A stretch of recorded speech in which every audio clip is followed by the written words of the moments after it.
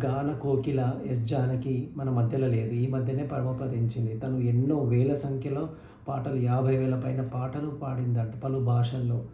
మన like Indian లాంగ్వేజెసే కాకుండా foreign లాంగ్వేజెస్‌లో కూడా పాడిందంట. లైక్ ఫారిన్ లాంగ్వేజెస్‌లో ఎన్నో different languages thousands of songs పాడిందంట.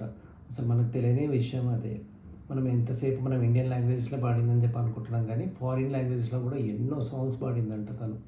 So, ఇంకోటి తన సొంత మ్యూజిక్ డైరెక్షన్ కూడా చేసిందంట ఒక సినిమాలో 'మౌన పోరాటం' అని ఉషా కిరణ్ మూవీస్ ద్వారా వచ్చిన సినిమాలో. సో, అలానే బాగా రిజిస్టర్ అయిన పాటలంటే 'సిరిమల్లె పువ్వా సిరిమల్లె పువ్వా' అని 16 ఏళ్ల వయసులో తను పాడిన పాట.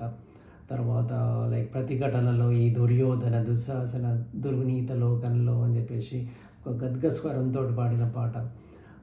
ఇవన్నీ కూడా మనకు చాలా మెమరబుల్‌గా ఉంటాయి.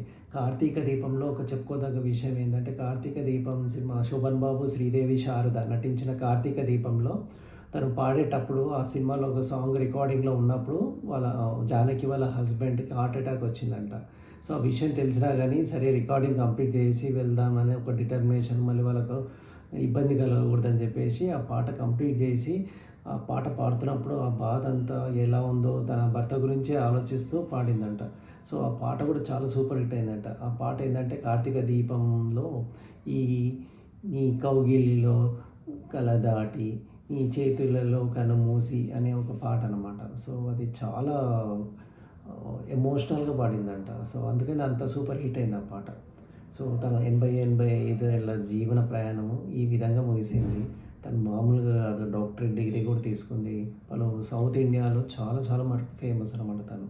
సో, తనకు మరోసారి నివాళులు అర్పిద్దాం ఎస్ జానకి గారికి. నమస్కారం.